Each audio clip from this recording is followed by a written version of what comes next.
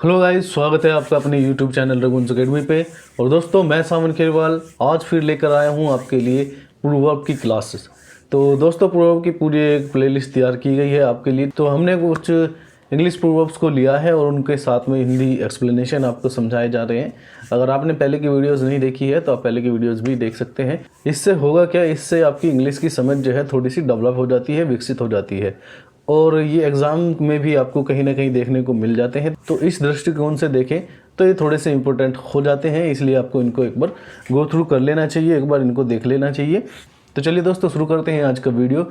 और ये हमारी आज की 11th क्लास है। इससे पहली क्लासेस अगर आपने नहीं देखी हैं तो वो आप जाके प्लेलिस्ट में देख सकते हैं, या उनका लिंक आपको डिस्क्रिप्शन में मिल जाएगा। प्रूवर्ब माने कहावतें होती है, जैसे कि आप जानते हैं हर भाषा के अंदर अपनी अपनी कहावतें होती हैं। ऐसे इंग्लिश की भी अपनी कहावतें होती हैं और उनका हम हिंदी मतलब देखने वाले हैं। Seek and they shell find, खोजने से सब कुछ मिल जाता है। देखिए, सीक माने क्या होता है, खोजना, ठीक है। और फाइंड माने मिल जाना। तो इसमें ये कहने की कोशिश की जा रही है, सीक ढूंढिए, एंड दे शैल फाइंड, और वो मिल जाएंगे। यानी कि खोजने से सब कुछ मिल जाता है। नेक्स्ट देखते हैं क्या है, set a thief to catch a thief. Hindi में इसको आप जानते हैं क्या कहा जाता है। हिंदी में बोला जाता है लोहा ही लोहे को काटता है। और ऊपर देखिए इंग्लिश में क्या कहा गया है, सेट ए थीव, यानी कि एक थीफ जो है, एक चोर को सेट करो, टू कैच ए थीव, एक चोर दूसरे चोर को पकड़ने के लिए एक पहले चोर को सेट करो, यानी कि वही जानता है कि एक चोर को पकड़ा कैसे जा सकता है। तो इसको हिंदी में आप समझ ही गए होंगे क्या कहते हैं, लोहे को लोहा काटता है। साइलेंस इज गोल्डन, चुप रहना सबसे श्रेष्ठ होता है। Silence is golden. नेक्स्ट देखते हैं क्या है, सॉफ्टली सॉफ्टली कैची मंकी, धीमे धीमे और सावधानी से किसी खतरनाक काम को निपटाओ। तो देखिए क्या लिखा है, सॉफ्टली सॉफ्टली कैची मंकी, यानी कि धीरे धीरे, सॉफ्टली नरमता से, धीरे धीरे बंदर को पकड़ो। यानी कि बंदर खतरनाक है, वो आपको काट भी सकता है, लेकिन आपको अगर उसको पकड़ना है तो बड़े धीरे धीरे धीरे उसके नज़दीक जाके उसको दबोच लेना है। किसी भी खतरनाक काम को धीरे धीरे और सावधानी के साथ ही निपटाना चाहिए। Something is better than nothing, something is better than nothing, कुछ न होने से तो थोड़ा भी बेहतर है। समथिंग माने क्या होता है, कुछ, इज़ बेटर बेहतर है ना, किससे, देन किससे, नथिंग, नहीं, कुछ नहीं होने से क्या है कि कुछ है वो ज़्यादा बेहतर है, ठीक है। कुछ न होने से कुछ होना ज़्यादा बेहतर है। चलिए दोस्तों, नेक्स्ट देख लेते हैं, spare the rod and spoil the child, ढील देने से बच्चे बिगड़ जाते हैं। Spare the rod and spoil the child. Next देखते हैं दोस्तों क्या है, स्पीक एज यू फाइंड, जो मन में हो साफ साफ बोलो। अगर हम किसी से बोलते हैं कि भाई अपने मन में जो हो साफ साफ बोलो, हिंदी में तो हम ये बोलते ही हैं, तो इंग्लिश में उसको बोलते हैं ऐसे, स्पीक एज यू फाइंड, यानी कि जो मन में आ रहा है बोलो। चलिए नेक्स्ट देखते हैं, still water run deep. Still water का मतलब क्या हुआ दोस्तों, ठहरा हुआ पानी। स्टिल वाटर, ठहरा हुआ पानी, रन डीप, गहरा होता है, ठीक है। तो इसमें कहा गया है कि गुणवान व्यक्ति जो है अक्सर गंभीर होते हैं। और आप हिंदी में इसको ये भी बोल सकते हैं कि ठहरा हुआ पानी बहुत गहरा होता है। Strike while the iron is hot, तो इसका मतलब क्या है, गरम लोहे पे हथौड़ा मार देना चाहिए, या फिर जब लोहा गरम हो तभी हथौड़ा मारना चाहिए। Strike while the iron is hot. Success has many father while failure is an orphan. Orphan माने क्या होता है, अनाथ। सक्सेस हैज मैनी फादर, यानी कि सक्सेस के बहुत सारे पिता हैं, यानी कि इसका क्रेडिट लेने के लिए बहुत सारे लोग हैं कि भाई मैं अगर सफलता हो जाती है किसी काम में, कोई काम 10 लोगों ने मिलकर किया, तो मेरे हिसाब से अगर वो सफल हो गया तो 10 के 10 उसका क्रेडिट लेना चाहेंगे कि मैंने ये काम किया है, ठीक है। वाइल, जबकि, failure is an orphan, failure का कोई नहीं है, यानी कि उसको उसकी फेलियर की जिम्मेदारी लेने के लिए कोई सामने नहीं आता है। तो हिंदी में देखिए क्या लिखा है, सफलता का श्रेय हर कोई लेना चाहता है लेकिन असफलता का कोई जिम्मा नहीं लेना चाहता है।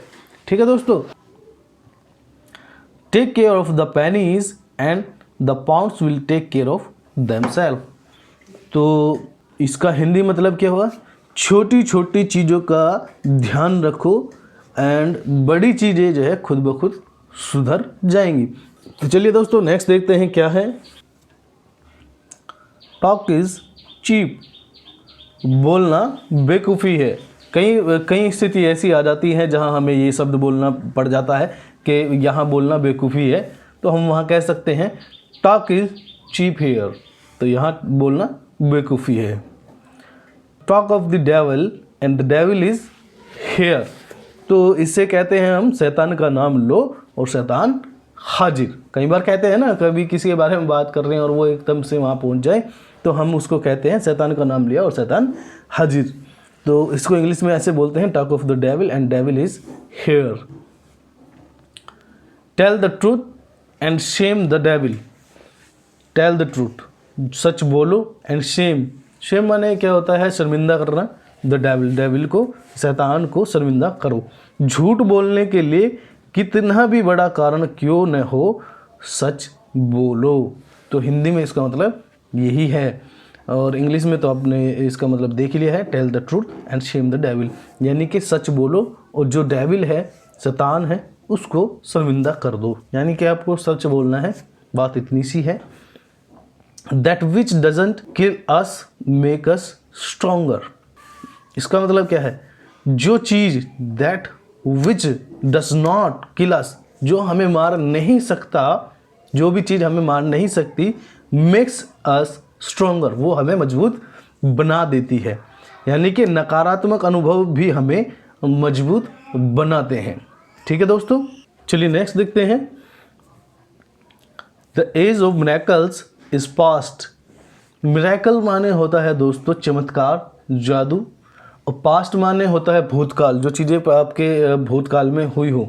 तो यहाँ क्या बोला गया है, the age of miracles is past, यानी कि जो मिरेकल की एज है वो पुराने समय की है, वो बीत चुकी है, यानी कि मिरेकल्स पहले हुआ करते थे पुराने ज़माने में, अब मिरेकल्स नहीं होते, या सीधी सी बात ये है कि चमत्कार नहीं होते हैं।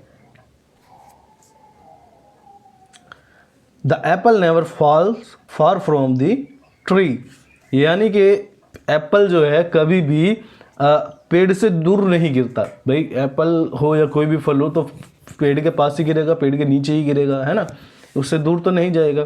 तो यहाँ यही कहने की कोशिश की गई है कि खानदान की विशेषताएं परिवार के सदस्यों में पाई जाती है, या फिर इसको ये भी बोल सकते हैं आप कि भाई जब हम किसी का पक्ष लेने की बात आती है तो हम अपने खूनी संबंधों का पक्ष ज़्यादा लेते हैं, ठीक है, ना कि किसी और दूसरे का। मतलब किसी चीज़ में वाद विवाद चल रहा है, झगड़ा चल रहा है, कोई भी बात चल रही है, तो अगर हम पक्ष लेने का हमें मौका मिलेगा, चाहे वो गलत हो या सही, तो हम पक्ष किसका लेंगे, हम अपने ब्लड रिलेशन का पक्ष लेंगे, चाहे वो गलत हो। तो इस तरीके से आप देख सकते हैं। The best defence is a good offence, तो बेस्ट डिफेंस, डिफेंस माने क्या होता है, आत्मरक्षा करना, ठीक है, is a good offence. Offence माने होता है कोई क्राइम वगैरह करना। तो हिंदी में इसका मतलब देखिए दोस्तों क्या है, आक्रमण सुरक्षा का सबसे अच्छा तरीका है।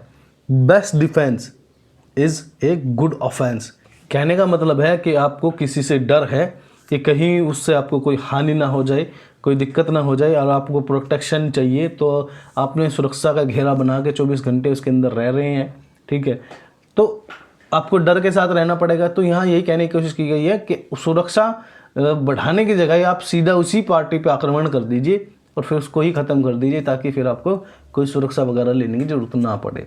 तो आक्रमण सुरक्षा का सबसे बेहतर या अच्छा तरीका होता है। The best defence is a good offence.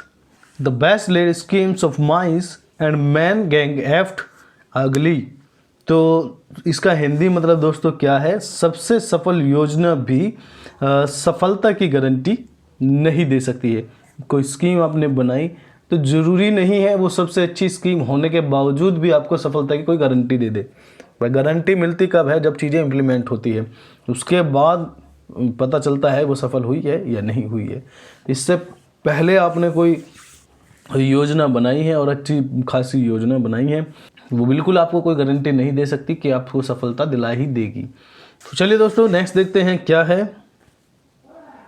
The best things in life are free, यानी कि जीवन के सबसे महत्वपूर्ण चीज़ें मुफ्त मिलती हैं। देखा होगा आपने कि सबसे महत्वपूर्ण चीज़ें क्या होती है? आपको ऑक्सीजन, सांस की ज़रूरत होती है, फ्री मिलती है। आपको पानी की ज़रूरत होती है, वो फ्री मिलती है, ठीक है। उसके बाद देखें तो आपको फल, फ्रूट, साग सब्जी, आप कहेंगे इनमें तो पैसा लगता है। पैसा आपको किसान को देना है, लेकिन नेचर ये खुद से पैदा करती है, ठीक है। तो नेचर में देखिए, जाके आप जंगलों में देखिए, वहाँ कोई किसान नहीं है जो उनको पैदा कर रहा है, वहाँ भी वो चीज़ें पल रही फूल रही हैं। तो नेचर आपको वो फ्री में दे रही है, ठीक है। नेचर ने आपके लिए उनका बंदोबस्त किया हुआ है पहले से ही। नेचर ने देखिए आपके लिए खाने पीने के लिए और रहने के लिए जो ज़रूरी चीज़ें हैं उन सब का इंतज़ाम करके दिया है, लेकिन आपको उनको रिफॉर्म करना पड़ता है, यानी कि उस लायक बनाना पड़ता है। तो आपको हर चीज़ जो है नेचर से मुफ्त मिलती है, ठीक है। हम हर चीज़ को अब पैसों में बेच रहे हैं, वो एक अलग चीज़ है, पैसों में ख़रीद रहे हैं, वो अलग चीज़ है। लेकिन अगर आप बात करें करोड़ों साल पहले, जब ये सब चीज़ें टेक्नोलॉजीज़ नहीं थी, तो उस टाइम क्या था? इंसान केवल था और कुछ जानवर थे, तो उन सब के लिए बराबर चीज़ें थी। उनके लिए जो नेचर ने चीज़ें पैदा की थी वो जानवरों के लिए और इंसानों के लिए बराबर थी। इंसान में और जानवरों में कोई ज़्यादा फ़र्क नहीं था। तो उस टाइम भी देखिए या आज भी देखिए, तो नेचर से जो इम्पोर्टेंट चीज़ें होती है वो सारी फ्री मिलती हैं। तो ये इंसानों ने बना दिया है। ये तो इंसान ज़्यादा हो गए हैं, इसी कारण से ये चीज़ बिकती और बेची जाती हैं, खरीदी जाती हैं, वरना नेचर की तरफ से हमको बिल्कुल फ्री मिलती है। The bigger they are the harder they fall. तो इसका मतलब देखिए दोस्तों क्या है, जो जितना बड़ा होता है उसका पतन या उसका विनाश भी उतना ही बड़ा होता है, ठीक है।